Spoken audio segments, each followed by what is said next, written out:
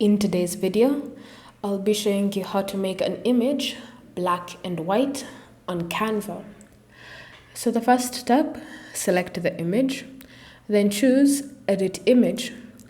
From here, you should see the option Effects. Simply select Filters, and under your filters, look for the option labeled Mono.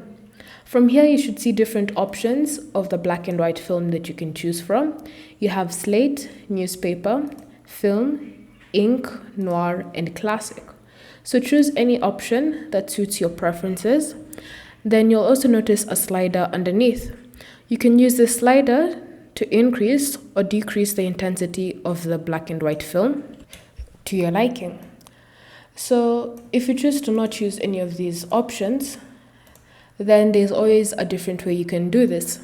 So go back to the editing menu for your image, then select Adjust, and under Adjust, look for the option Saturation.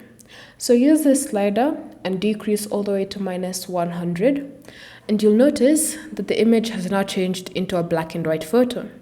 So from here, you can choose to increase the blacks and the whites. You can also choose to increase them if you like.